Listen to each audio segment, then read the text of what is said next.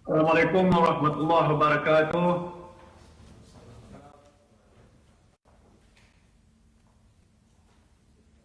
Dengar apa yang saya sebut tadi? Assalamualaikum. Alhamdulillah, lambat sikit. Ya, pertamanya saya ucap terima kasih kepada semua wakil media yang saya lihat di sini ramai sekali. 10 orang kesemuanya ada senarainya di hadapan saya ni, kerana mengambil sedikit masa untuk kita berjumpa dan mengadakan sidang media ni. Pertamanya saya nak menyatakan bahawa agak sudah lama saya tidak mengadakan sidang media ni. Bukanlah kerana saya sengaja nak mengelakkan atas sebab-sebab tak suka pada media. Saya suka pada media, dan kalau ikut rekod sejarah saya dan dulu pun, setiap kali ada apa-apa perkara, saya akan berjumpa dengan media. Tetapi kali ini kerana saya hendak memberikan fokus kepada isu yang sedang pun dihadapi oleh negara, yang mana kalau saya boleh jelaskan, hampir setiap hari dan malam, tidak ada terkecuali pun, kerana waktu awal saja saya mengangkat sumpah sebagai Perdana Menteri, saya dihadapkan dengan isu yang paling besar, pandemik COVID-19 ini. Jadi sebab itu sebahagian besar masa saya tertumpu pada perkara itu. Dan kedua dia ialah soal pemulihan ekonomi. Sebab itu saya cuma nak jelaskan sini bahawa media adalah satu daripada perkara yang saya berikan perhatian utama, supaya dalam tempoh yang agak kritikal ni kita tidak orang kata mengalih pandangan kita kepada isu-isu lain. Walaupun ramai di sini berminat nak bertanya soalan-soalan berkaitan dengan politik sejak dulu lagi, saya tidak bersedia untuk menjawab perkara itu, bukan kerana saya tak tahu nak menjawab, hanya kerana saya nak menunjukkan supaya apa saja kenyataan yang saya keluarkan, nanti rakyat tidak berkata bahawa Perdana Menteri sibuk dengan politik dan lupakan perkara yang lebih utama, ialah soal kebajikan rakyat, keselamatan jiwa mereka, apalagi soal ekonomi. Itu yang pertama. Keduanya, saya nak beri kesempatan sebelum kita mulakan sisi kita, ialah untuk mengucapkan takziah kepada semua keluarga-keluarga daripada mereka-mereka yang telah pun meninggal dunia disebabkan oleh penyakit COVID. Kalau tak silap saya, angkanya lebih daripada 158 ke 59 gitulah yang mutakhir sekali. Walaupun begitu, ini adalah satu kenyataan bahawa tindakan-tindakan yang telah pun kita ambil setakat ini dalam menguruskan masalah COVID ini agak berjaya, dengan jumlah kematian yang agak kecil berbanding dengan tengah-tengah negara yang lain. Jadi itulah beberapa perkara yang saya cuma nak nyatakan di peringkat permulaan ini. Jadi saya nak buka lah pertanyaan kepada media tentang apa perkara yang nak diminta penjelasan daripada diri saya pada hari ini. Silakan.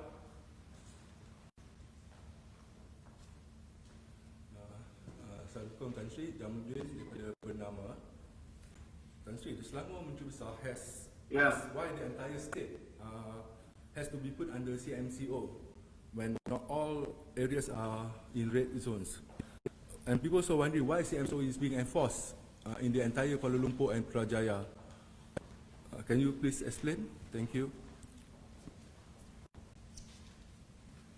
Yeah, thank you very much. That is, I would say, the current issue, which of course we are now trying to address, the issue of COVID. Of course, the latest decision that the Sidang MKN, which I chair, has made is regarding the state of Selangor, wilayah Pustruan, Putrajaya, and of course Sabah. But in the case of Selangor, as you know, before we make this final decision to impose the PKPB, we have been taking what we call a targeted sort of MCO, in particular in the district or area in Kelang, and of course later in Petaling Jaya. So, but observing from what is happening for the last number of days, in the case of Selangor, because it is so highly populated, cases has been all over the districts in the state of Selangor. And the trend has been on the rise, and I don't have to go into detail. And in particular, even those yellow areas, you can see in the terms of Gombak, Hulu Langat, And of course, I can't remember the other detailed district that we have looked at even today. There is a surge in number.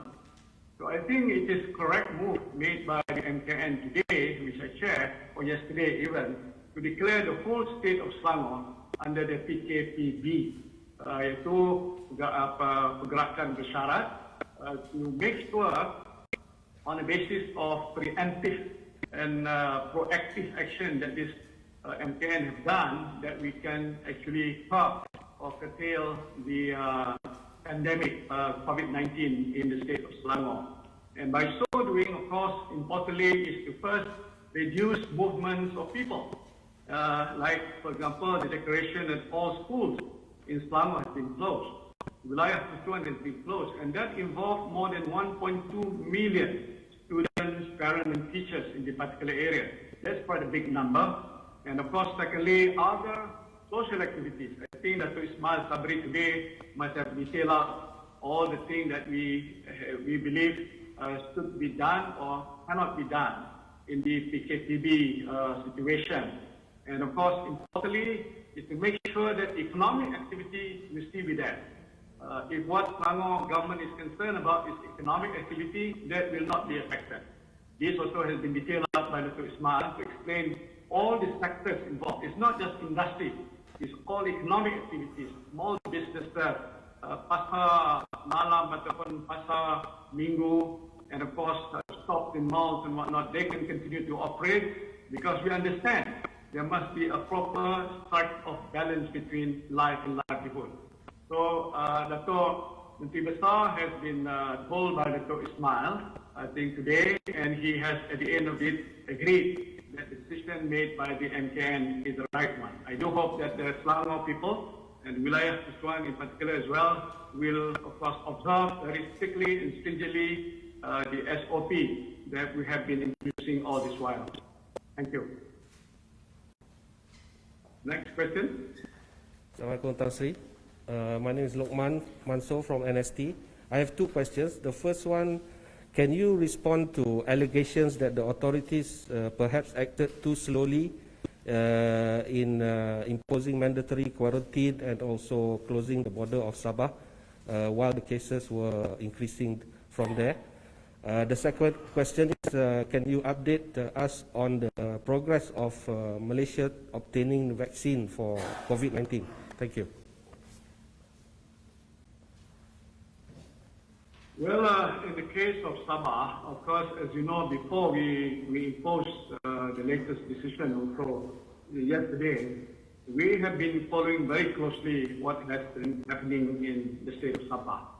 And it has been very much targeted in all the bahagian or daerah in Sabah. And of course, we targeted certain area that we see has gone from yellow to red.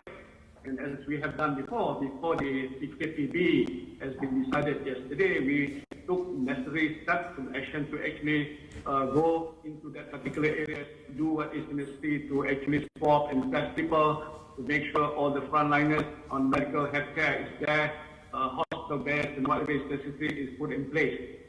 But of course, because of the PRN, Pilihan Raya Negeri, which has been happening during those periods, that has of course affected a bit of our move to impose immediately what we believe should be done.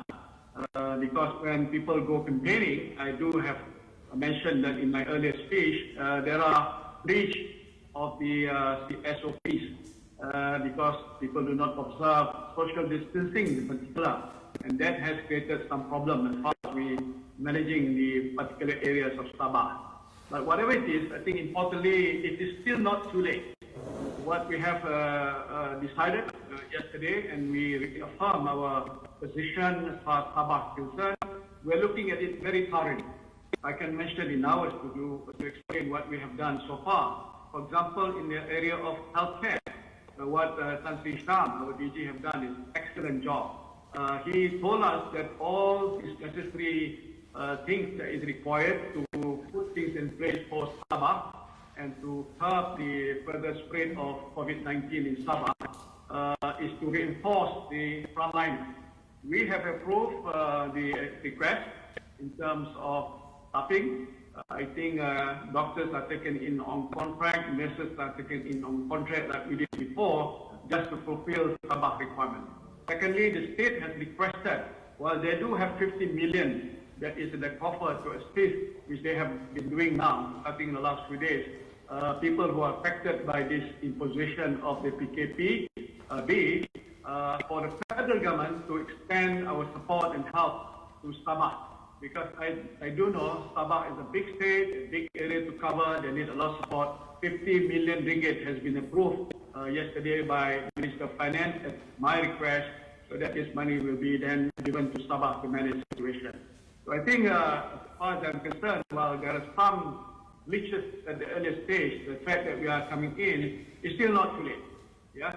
And I think we will be able to contain it better, including the enforcement part of things. There are requests, for example, for us to step up in enforcement along the long borders of Sabah. That is where the encroachment of party datang tanpa izin happened, and quite a lot of cases where they will be detained by the immigration department. So one decision that we make, which is important, to step up the enforcement in the border area along the seas, by way of the enforcement of MMEA, the Marine Police, PDRM, immigration, and that sort of agencies involved. So as I've explained, it is a multi-dimensional approach, and we will monitor the situation very closely. We made another additional decision today at the MKN at the request of the Minister in charge of managing COVID in Sabah, Datuk Masidi Manjun, working very closely for the next number of days, observing the trend. Hopefully, there will be a slight surge in numbers, as what I have learned for a number of months managing COVID. But after a while, it will hopefully be plateaued, and then after 2 or 3 weeks, is what DG Hisham is saying, that you can see a downtrend. So I think things are very much under control at the moment. And the other last one I can mention, of course, effective last night, traveling by air from Sabah into Sarawak, into Labuan, into Semenanjung, of course, is now stopped, except for essential services and that sort of stuff. So there will not be much movement of those types of travelers anymore. So by so doing, hopefully things will be much under control as far as Sabah is concerned. Thank you. Next question. Selamat petang, Tan Sri. Ya. I'm Tilinadan daripada Berita Harian. Saya ada 2 soalan. Soalan pertama, Ya. memikirkan keadaan Ada satu lagi, minta maaf. Boleh saya minta tunggu siap, saya tak jawab. Minta maaf tadi minta saya jawab dalam bahasa Malaysia. Tapi saya bila ada yang bertanya bahasa Inggeris, saya jawab bahasa Inggeris. Tapi ada komen dekat luar kata saya kena jawab dalam bahasa Inggeris. Tapi saya akan gunakan dua bahasa lah. Ya, tapi sebelum saya bagi peluang pada apa nama tadi, siapa? Tiga Berita Harian. Ada pertanyaan berkenaan vaksin. Ini berita baik. Tadi saya ada perbincangan dua hala menerusi video conferencing bersama dengan Menteri Luar China yang berada di Malaysia, dan dalam video conferencing itu kita telah bincang antara lain tentang kerjasama Malaysia dan China. Antara perkara pokok di situ ialah bantuan dan kerjasama China ke Malaysia dari segi pembekalan vaksin. Jadi bagaimana yang kita ketahui, China adalah antara negara yang paling ke depan dari segi membuat kajian penyelidikan kenaan penemuan vaksin. Saya dimaklumkan sudah sampai ke tahap akhir, dan sebelum akhir tahun ini mungkin sudah akan dapat digunakan selepas ujian-ujian klinikal dilaksanakan. Dalam perbincangan tadi, Menteri Luar China yang sebelum ini berbincang dengan Datuk Hishamuddin, Menteri Luar kita, bersetuju.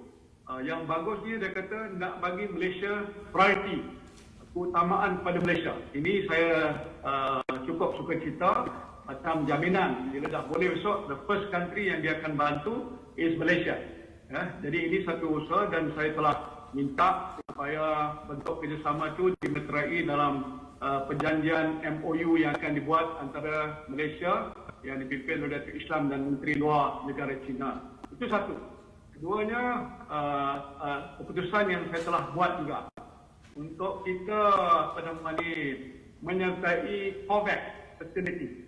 Ini satu badan antarabangsa yang telah dibentuk yang diberitahu mempunyai kemudahan untuk membantu negara-negara membangun dan juga negara-negara lain yang menyertai sebagai ahli untuk mendapatkan vaksin. Bukan saja vaksin untuk tujuan COVID-19, tapi vaksin-vaksin yang lain.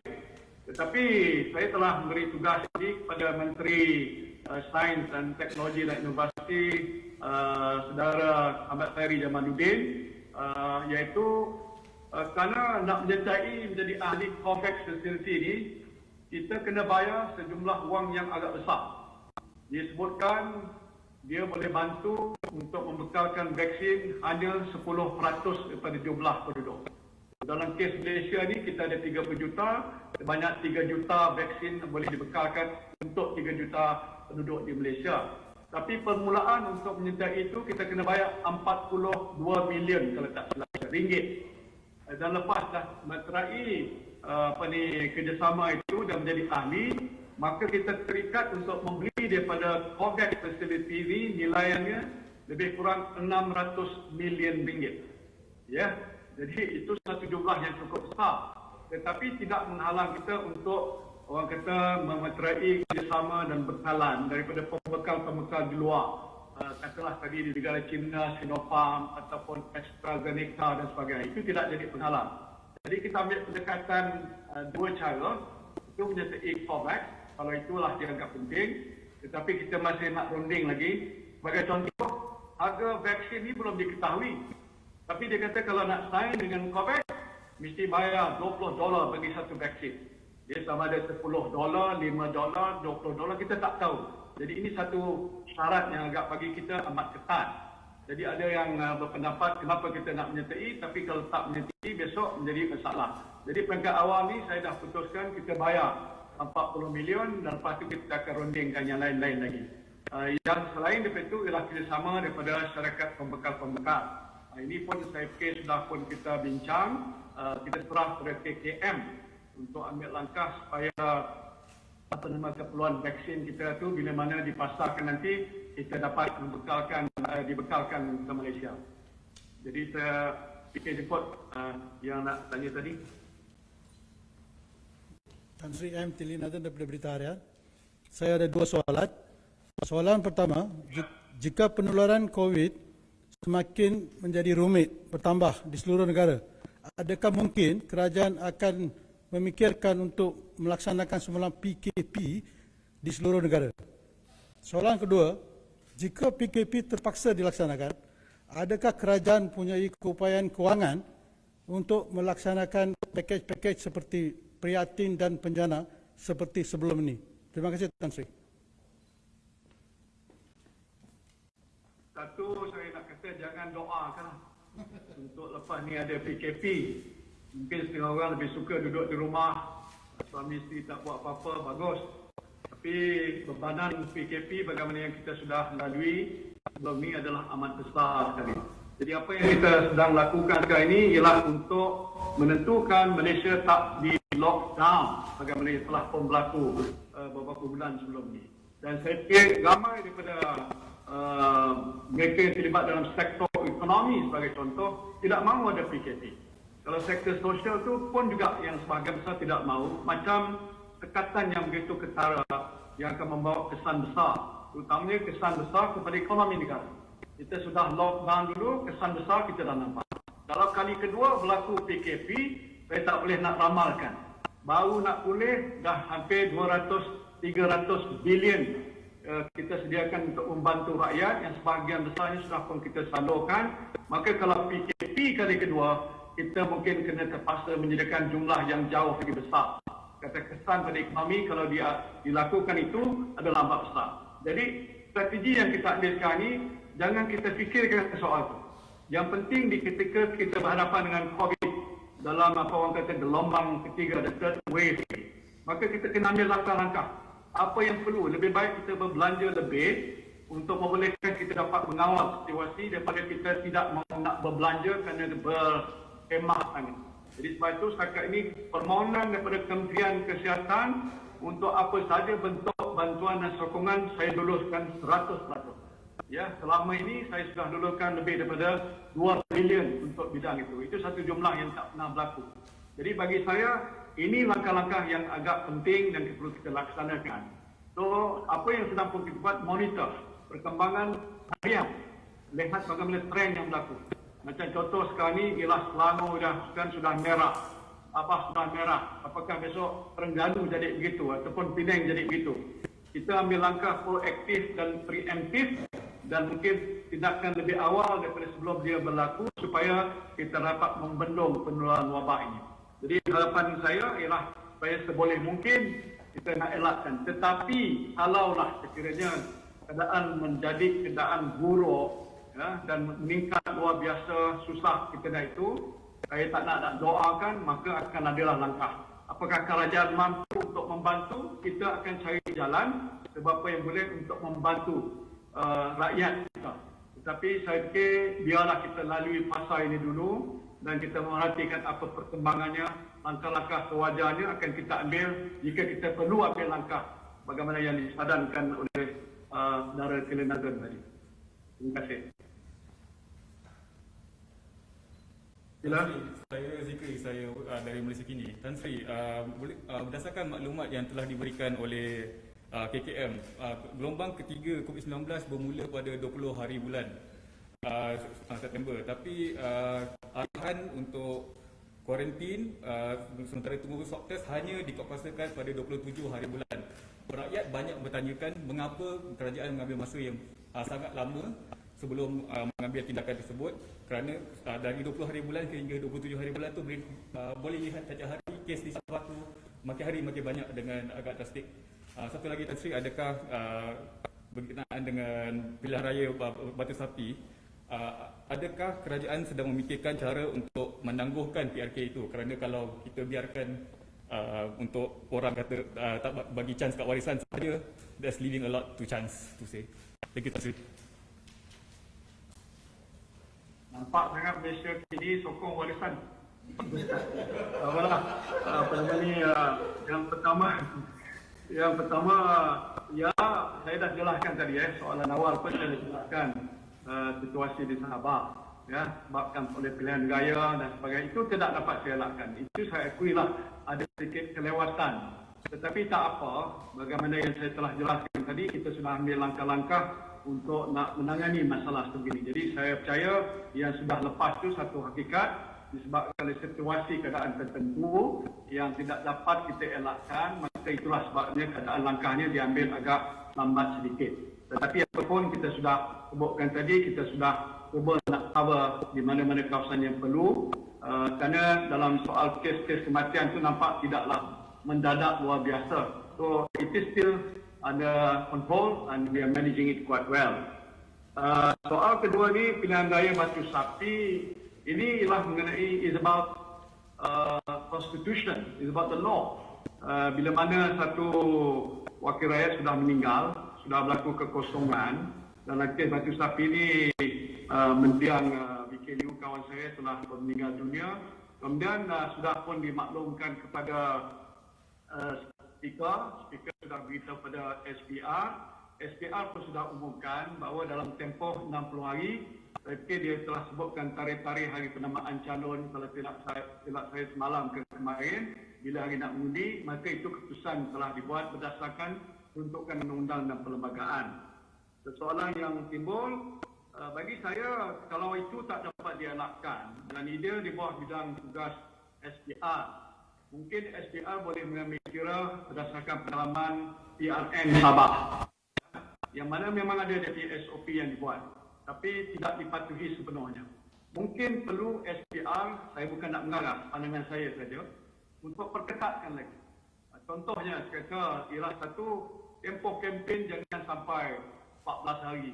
Tapi kalau lebih singkat pun memadai. Jadi tidak banyaklah terlibat kos dan mungkin tidak ramai orang akan keluar untuk berkempen dan sebagainya. Keduanya mungkin kempen rumah ke rumah yang saya tahu dulu dibuat melawat rumah ke rumah. Ini mungkin satu dari sebab di mana penyakit itu menular, ya, pasal orang bawa daripada satu rumah ke rumah. Kalau boleh ditiadakan, contoh, ini pandangan saya.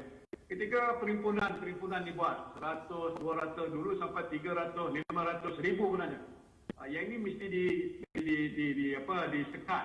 Dan juga ada penguatkuasaan supaya jangan ada pelanggaran.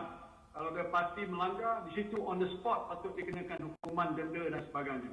Mungkin boleh digalakkan kempen melalui media sosial ataupun media cetak ataupun radio, televisyen. Saya fikir ini satu daripada format yang digunakan di banyak negara-negara maju supaya kita menjimatkan masa, kos dan sebagainya. Dan itu juga berkesan. Dan kemudian mungkin pada hari mengundi, jangan singkat sangat masa sehingga sukar untuk keluar mengundi kerana setak. Mungkin saluran itu boleh ditambah lebih dan mungkin kena tambah pegawai yang lebih supaya dengan cara itu maka tidak bersesak-sesak di tempat pembuangan undi. Jadi ini 1, 2, 3, 4, 5 perkara yang saya harap boleh dipikirkan kalaulah soal itu tidak dapat dielakkan. Kerana ini adalah untukkan perlembagaan dan juga undang-undang yang mesti dilaksanakan.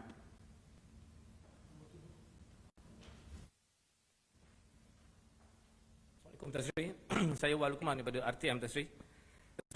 Soalan saya Tan Sri, BN umum tidak akan bertanding pada pilihan raya untuk Batu Sapi. Bagaimana pendirian BN dalam hal ini? Dan yang kedua ialah rakyat mesti terkesan dengan pilihan raya penularan terbaru akibat pilihan raya di Sabah. Jadi adakah kerajaan dapat memastikan bahawa kemungkinan pilihan raya umum tidak diadakan dalam masa terdekat berdasarkan situasi politik semasa?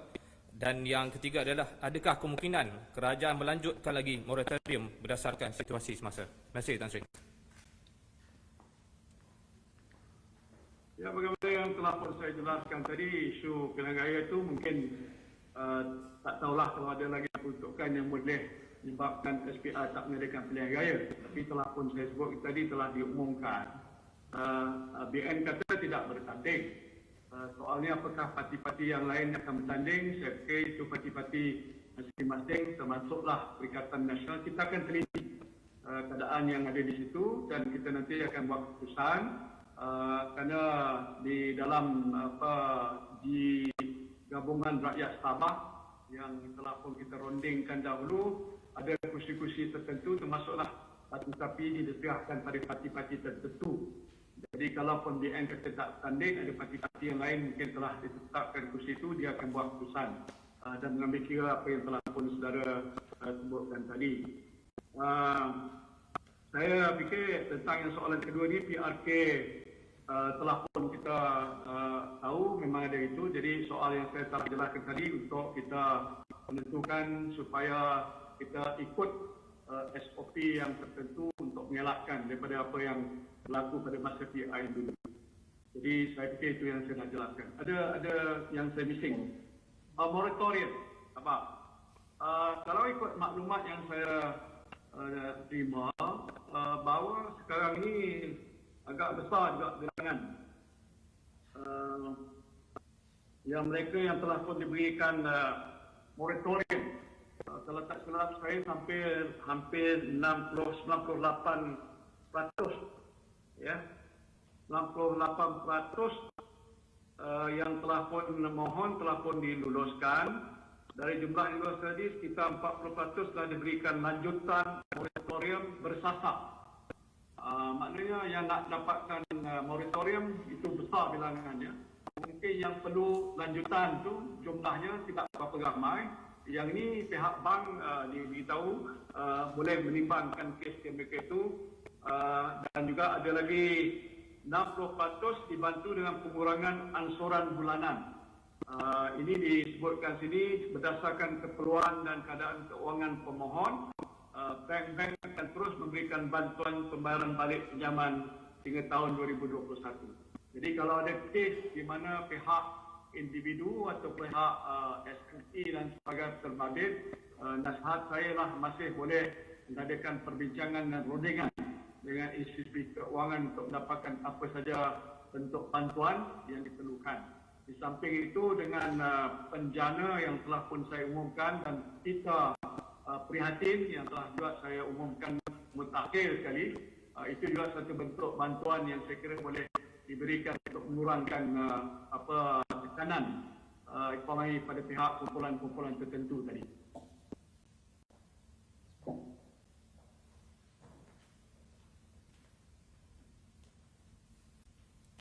Assalamualaikum Tan Sri. Saya Razwan Hassan daripada Malaysia Gazette. Salam.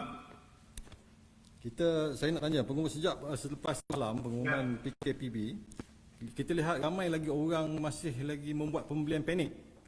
Dia orang masih seperti yang awal dulu, dia masih lagi buat pembelian panik di Lembah Kelang ni kita lihat. Jadi apa nasihat Tan Sri atau kerajaan untuk berbagi faham kepada rakyat apa perbezaan PKPB dahulu yang awal dan yang sekarang? Yang kedua, Tan Sri, semalam kita umumkan penutupan sekolah di zon-zon merah. Tapi ramai ibu bapa di zon-zon yang selain zon merah, termasuk zon hijau, takut untuk, dia kata mungkin ada cadangan untuk menutup semua sekolah di seluruh negara dan terus buat online pembelajaran secara dalam talian. Terima kasih Tan Sri. Terima kasih. Ini sewajarnya rakyat tidak harus rasa panik ataupun cemas disebabkan kita mengenakan sekatan yang terkini sekali PKPB. Kalau kita lihat PKPB ini yang Datuk Ismail Sabri telah jelaskan, kita masih mengizinkan wakil keluarga, ibu ataupun bapa, mak ataupun abah boleh pergi keluar setiap hari untuk berbelanja ke supermarket ke ataupun pasar dan sebagainya. Jadi disebabkan itu tempat-tempat yang saya sebut tadi bekalan bahan-bahan itu masih ada. Pengalaman kita yang sudah beberapa bulan ni tak ada isu berbangkit tidak ada bekalan bahan makanan. Terbukti bahawa soal seperti di Malaysia dalam keadaan COVID memadai dan mencukupi lebih daripada itu. Jadi sebab itu tak perlu mereka nak beli lebih daripada apa yang sewajarnya. Nak simpan stok sampai 1-2 bulan itu saya fikir itu meningkatkan kos perbelanjaan. Yang keduanya sebenarnya tidak perlu. Jadi kalau itu dapat diambil kira, janganlah panik, buat macam biasa, boleh berbelanja untuk 2-3 hari, lepas tu pergi balik, menambah bekalan dan sebagainya. Tentang soal peraturan PKPB ini, pun Menteri Kanan Pertahanan Datuk Ismail pun jelaskan satu persatu. Mana yang boleh, dia tidak seperti PKPB sebelum ini. Pengalaman kita yang sudah kita lalui dalam tempoh 7 bulan ke 8 bulan ni memberikan kita sedikit nafas untuk tidak terlalu ketat sangat. Itu ada sedikit perbezaan, tidak terlalu ketat sangat untuk membolehkan rakyat melaksanakan kerja harian mereka tanpa gangguan yang agak ketat. Ini perbezaan ni. Pasal kita ada pengalaman yang lepas kita gunakan. Soal tutup sekolah ni, kita dah putuskan. Macam kes Selangor tu dulu kawasan merah, ya. Tetapi yang keduanya kawasan kuning, macam yang telah pun kita isytiharkan PKPB untuk Selangor wilayah maka semua sekolah ditutup. Ada pihak yang mengatakan kenapa kita bertindak sedemikian? Kerana kalau kita buka pun, ibu bapa takut nak hantar anak ke sekolah. Dalam kes yang banyak yang saya lihat dalam TV pun yang ada interview, sekolah tu satu bilik darjah 40 orang, yang datang 10 orang. Padahal sekolah dibuka, tapi ibu bapa tak sanggup hantar kerana dibimbang kalau anak mereka akan dijangkiti dengan COVID-19. Jadi sebab itu dalam kes Selangor dan sebagainya itu kita dah putuskan tutup. Masuk sabak berenam yang hijau pun tutup juga.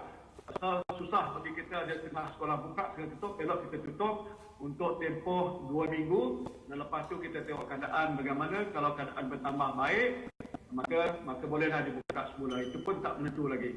Sementara itu, kalaulah fasiliti pembelajaran secara online itu dah disediakan, saya fikir itu terbaik. Bukan saja pembelajaran tetapi bekerja dari rumah. Ini pun kita bincang tadi. Kita galakkan sebagai contoh, umpama banyak pegawai dalam perkhidmatan awam, dia terpaksa kerja di rumah. Kerana anak mereka tak pergi ke sekolah, siapa nak jaga? Jadi pun saya bincang dengan Ketua Setiausaha Negara, maka sediakan jadual giliran supaya mereka boleh bekerja dari rumah, boleh menjaga anak-anak mereka. Ini skop humanitarian yang kita ambil kira kemanusiaan kerajaan untuk tujuan itu.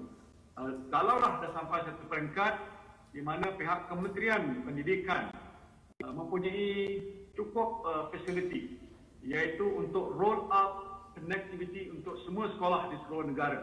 Ya, yang kita dah mulakan dulu tapi tak sempurna. Dan pembekalan hardware macam tablet ataupun soal laptop dan sebagainya itu, saya fikir memang eloklah kalau tak pergi ke sekolah, duduk di rumah untuk belajar daripada rumah mesti online. Tapi malangnya kita tak dapat melaksanakan itu kerana fasiliti itu belum lagi tersedia. Dan ini sebenarnya sudah pun saya arahkan Kementerian Pendidikan, Datuk Radhi Jidin untuk meneliti bagaimana nak menyegerakan speed up the process so that all schools can be interconnected, linked through internet, dan kemudahan-kemudahan yang lain itu akan kita bekalkan. Jadi saya fikir ini keadaan yang agak pengalaman kita yang agak berguna, yang kita boleh gunakan.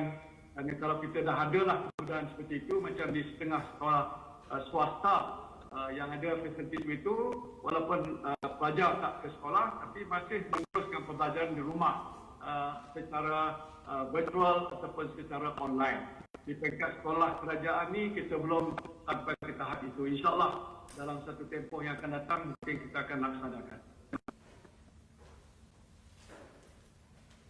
Selamat petang, Tan Sri, Kuek dari Sinju Delhi. Soalan saya, kerajaan telah mengumumkan pelaksanaan PKPB di negeri Selangor, wilayah Persekutuan Kuala Lumpur dan Putrajaya semalam. Ini mengejutkan penduduk di ketiga-tiga kawasan ini. Kenapa kerajaan mengambil tindakan yang drastik ini dan tidak melaksanakannya di Zoom Mela seperti daerah Petaling Jaya saja? Terima kasih. Ya, saya telah jelaskan tadi. Ya, langkah yang kita ambil sekarang ini is apa orang kata proaktif untuk menentukan janganlah sampai orang certain sudah tergantuk bau tengadah. Ya, umpama kita tengok tren yang berlaku di Selangor. Dulu dua daerah. Kalau saya tahu Kelang pun bukan semua Kelang. Dia kata 7 mukim saja yang terlibat. Kemudian tu dia sudah pergi ke Petaling. Maka Petaling satu kawasan yang besar, penduduk beramai. Jadi kita lock itu kawasan. Tapi kawasan-kawasan lain saya lihat terkesan.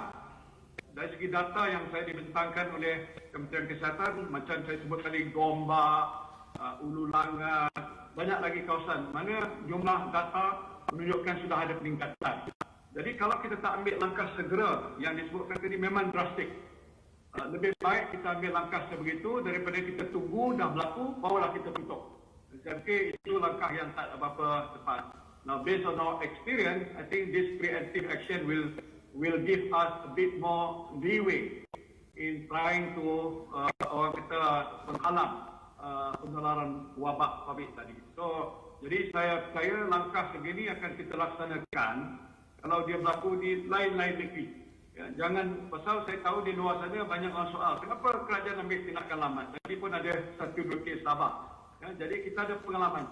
Jadi kalau besok banyak kawasan di satu negeri sudah kuning, ada satu dua daerah sudah merah, itu dah ada isyarat-isyarat bahawa jangan kita tunggu lambat-lambat.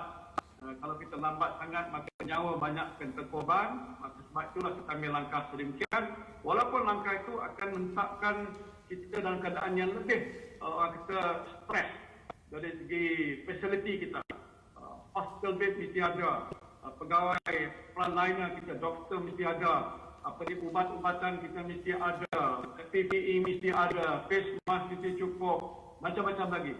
Tetapi bagi kerajaan, kita tidak mau melihat satu orang pun nyawa rakyat Malaysia ini terkorban. A single life lost is lost to the nation.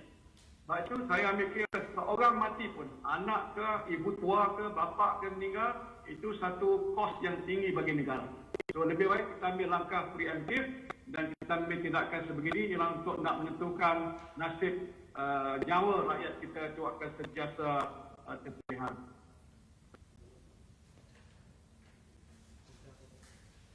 Ada lagi?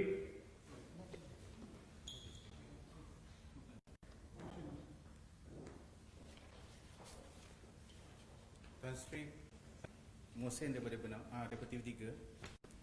Soalan saya pun COVID-19 di Sabah dikatakan berpunca dari parti. Apakah langkah kerajaan bagi menangani perkara ini daripada berulang? Apakah jumlah anggota dan aset sedia ada mencukupi seperti bilangan bor kapal bagi tujuan rondaan di laut? Terima kasih. Ya, itu satu daripada perkara yang memang kita berikan perhatian. Setiap kali kita bersidang, bila masuk aja kes ke Sabah, perkara yang antara lain kita sentuh ialah bagaimana kawalan sempadan kita.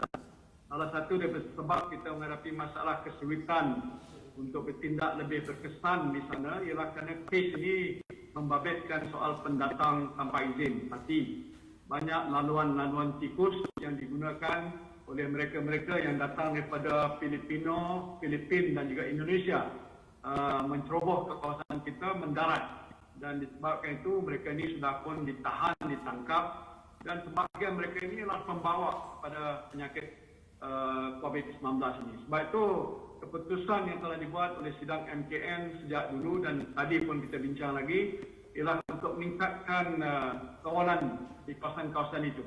Di situ pun kita sudah terlibat dengan curfew. Ya, curfew itu masih berkuat kuasa.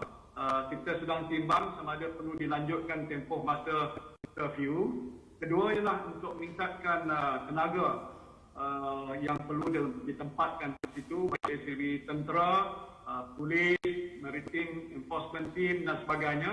Itu sedang pun kita lihat. Tak ada masalah untuk kita mobilize lebih, sudah pun dibuat. Ketiga ialah untuk memobiliskan aset kapal-kapal.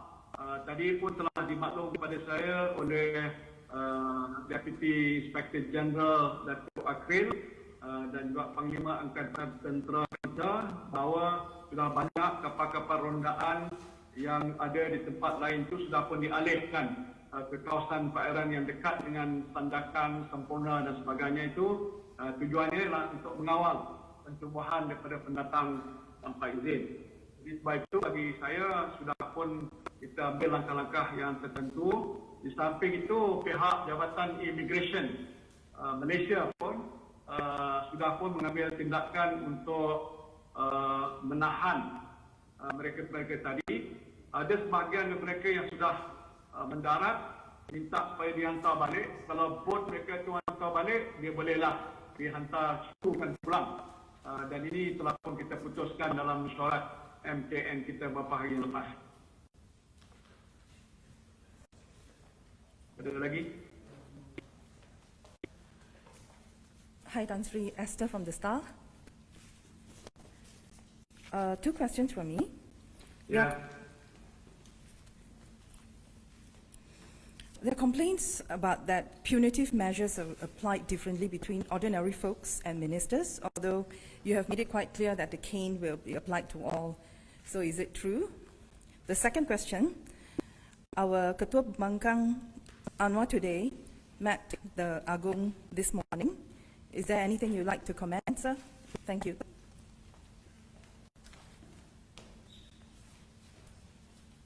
Well, as far as I'm concerned, there's no double standard, in terms of enforcing whatever the law is available, whether it is ACTA 342 or any other law. Laws will not differentiate between ministers or ordinary person. If they do something wrong, as we have shown, deputy ministers or ministers, they will be treated equally under the eyes of the law.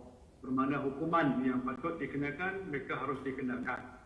But of course there are some issues of perception that people thought, because he is the Prime Minister, he doesn't have to wear the band. Let me explain this again. Because when I spoke and addressed the nation just about a week ago, and in my house because I'm still under quarantine, netizen saw that I was there not wearing a band. And he said, why is the Prime Minister not wearing a band? Now, I must say I am the most obedient of person in Malaysia to follow any instruction given by the Ministry of Health. So as far as I'm concerned, I do not wear a band, even now, at home, because the frontliners who are the doctors feel by their own definition, I do not need to wear it. Now, I can say about comparison between me and Datuk Hamzah and my Minister of Law, Datuk Taqiyuddin. He sat next to the Minister of Agama, Minister of Religious Affairs, Datuk Zul. Because he's next to each other, and I was far distant, about more than 10 to 15 meters away across the table, because it's a big table. Maka, then they said that I don't need to wear it. But then when I come up, then people question why this guy got it and the Prime Minister didn't get it. The fact is because I follow. If I am being asked to put my band in my hand or my leg, I just follow. And it is not me that fix it. They are the ones that fix it. We follow the instruction. So that is the impression that has been made by many or few of the netizens who feel that there is some double standard. And of course, I can say the investigation into Minister Taqiyuddin, I was told, has been completed. I think it has been submitted to the AG.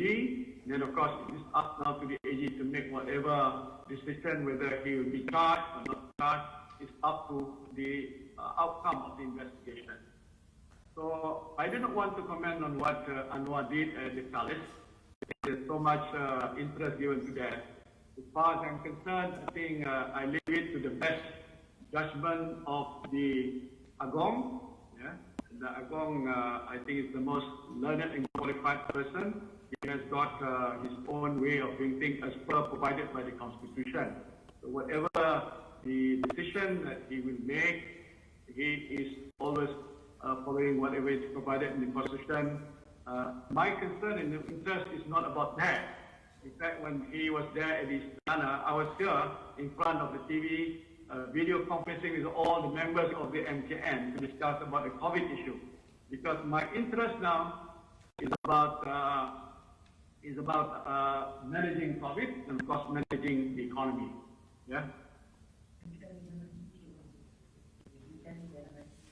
Oh, lagi sekali dalam bahasa Malaysia. Kalau saya nak jelaskan sikit, kalau yang bertanya tentang soal perbezaan tindakan itu, kalau yang pertama, pasal soal Anwar, semua orang berminat. Saya sebutkan tadi bahawa saya benar tidak mengikuti perkara itu. Saya serahkan kepada kebijaksanaan yang di Ketuan Agong. Wangku adalah seorang yang bijaksana, faham dari sudut peranan baginda sebagai yang di Tuan Agong, untukkan dalam perlembagaan dan sebagainya itu adalah dalam kuasa penuh yang di Tuan Agong. Maka kita harus memberikan kepercayaan kepada baginda untuk memutuskan apa yang patutnya diputuskan. Tetapi saya tidak mahu nak meneliti soal itu. Keutamaan saya yang saya jelaskan tadi adalah soal nak menguruskan negara. Saya masih berada di sini sebagai Perdana Menteri. Tugas dan amanah saya mesti saya laksanakan. Saya punya perhatian utama ialah menguruskan masalah COVID dan juga menguruskan masalah ekonomi negara. Assalamualaikum Tan Sri, apa khabar Tan Sri? Saya Ihsan Yahya dari Astro Awani. Ini berkaitan dengan bajet. Kita tahu kita berdepan dengan situasi COVID-19 yang agak sukar dan juga menjejaskan ekonomi negara secara khususnya. Tetapi dalam masa yang sama, ini direction negara di bawah kepimpinan Tan Sri Muhyiddin Yassin. Apa yang boleh kita bayangkan dan juga kita boleh rasakan untuk bajet 2021 atau belanjawan 2021? Terima kasih Tan Sri. Itu tentunya satu daripada perkara yang memang ditunggu-tunggukan oleh rakyat Malaysia. Saya juga sedang menunggu pembentangan awal pada saya dalam sehari dua ini sebelum dia dibentangkan di Parlimen pada 6 bulan. Tapi saya nak menyatakan sini, kita punya fokus untuk belanjawan kali ini ialah masih tertumpu pada usaha untuk menyelamatkan nyawa dan juga kehidupan, saving lives and livelihoods of the people. Dan ini akan kita tumpukan pada 3 tonggak utama, 3 main pillars, iaitu pertama ialah memperkasakan rakyat, menyokong perniagaan dan juga untuk kita terus memperkukuhkan ekonomi kita. Ini ialah di samping kita nak memastikan agar kesihatan awam dan sokongan buat Barisan Hadapan ini yang telah pun kita lakukan selama ini dapat kita teruskan. Ada 4 keras belanjawan, saya tak boleh nak umumkan semua sekali, nanti saya ambil alih kerja Menteri Keuangan, iaitu termasuk antara lain sokongan yang bersasar untuk golongan yang mudah terjejas. I think ini berita yang agak menarik dan juga diminati. Apapun peruntukan dalam belanjawan, antara lain yang penting adalah nak melihat golongan mudah terjejas. Dan saya kira dalam tempoh COVID ini saja sudah ramai yang telah terjejas. Jadi walaupun sudah ada pakej rancangan 300 bilion yang kita telah sediakan, belanjawan ini akan menyediakan lagi mungkin satu bentuk bantuan dan sokongan pada kumpulan itu. Keduanya untuk memandu ekonomi kita. Kita telah ambil langkah-langkah untuk pemulihan. Kita dah benarkan hampir semua sektor berjalan dan kita dah lihat sektor tertentu macam sektor peruncitan, sektor pelancongan tempatan, sektor pembuatan dan lain-lain itu sudah mula agak meningkat, tetapi mereka ini perlukan sokongan dan berbagai lagi mungkin insentif yang kita perlu fikirkan dan kita akan kemukakan dalam belanjawan ini. Yang ketiga ialah untuk membolehkan kehidupan yang lestari. Lestari maknanya sustainable. Supaya jangan lagi banyak kelompok-kelompok yang ada di B40, dia menurun sampai ke bawah.